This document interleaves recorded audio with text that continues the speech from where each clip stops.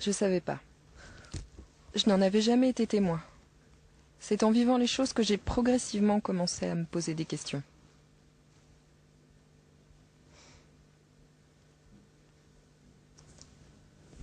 Mes amis ne savaient pas ce que je vivais au quotidien. Ce qui se passait, ils l'ignoraient. Ils ne le voyaient pas. C'était caché. Et je ne pouvais rien leur dire. J'avais trop peur. Moi, j'étais terrorisée. Si j'avais parlé, oh là là, c'en était fini pour moi. Ah non, non, non. Ah non, je ne pouvais pas. Non, c'était trop énorme.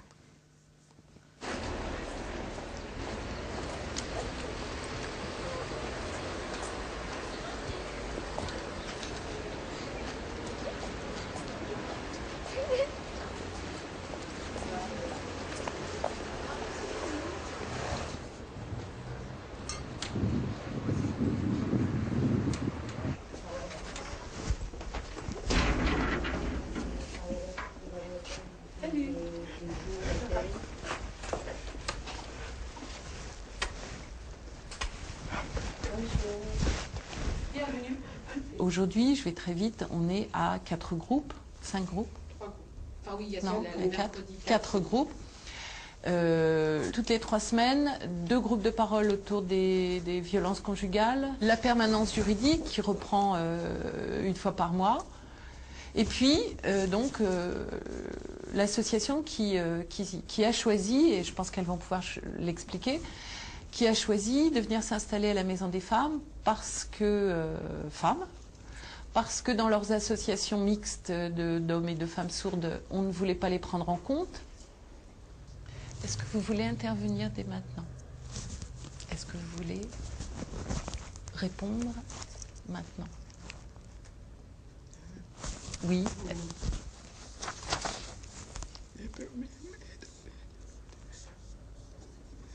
Oui. Vous en parlez?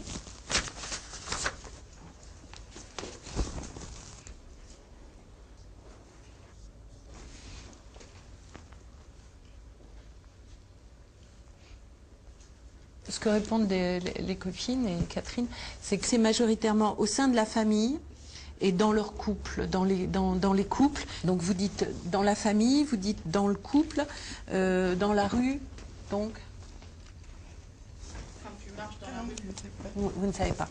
D'accord. Bien sûr. Quand tu as les mains aux fesses dans le métro. Et puis, en tant qu'enfant, dans le passé.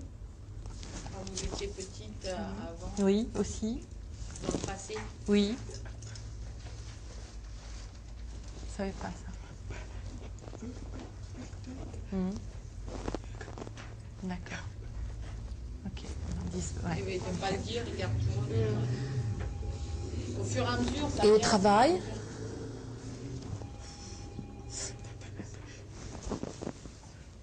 Au travail, beaucoup.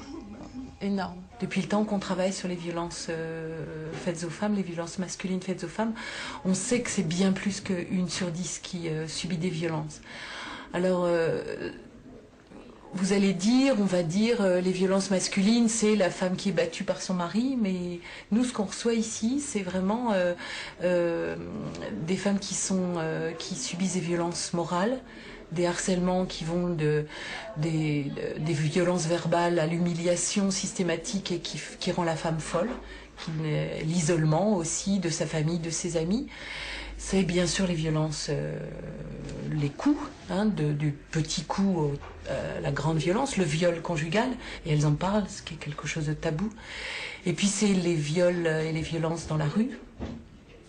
Là, pareil, ça va des menaces d'un voisin ou de quelqu'un qui va passer, qui va repérer une femme de sa fenêtre ou qui rentre chez elle tout le temps, etc.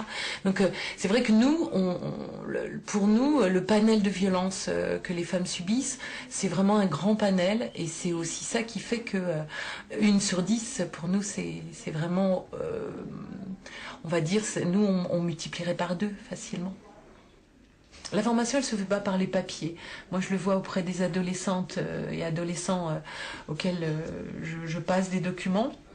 Il faut parler, il faut l'oralité, il faut échanger, il faut se retrouver à 2 ou 3 pour parler, parce que ce qu'on vous disait tout à l'heure, les jeunes femmes, les femmes qui ont vécu des violences, elles sont tellement coupables que ça ne sera pas juste la lecture du numéro vert. Celles qui vont le faire, c'est celles qui partent en claquant la porte, en laissant tout, en étant à moitié habillées parce qu'elles étaient menacées de mort ou le couteau allait tomber ou je sais pas quoi. Oui, ça oui.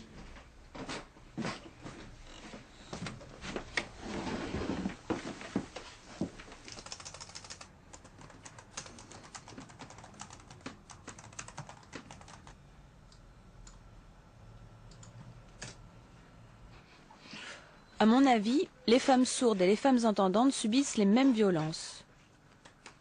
Elles sont battues de la même manière.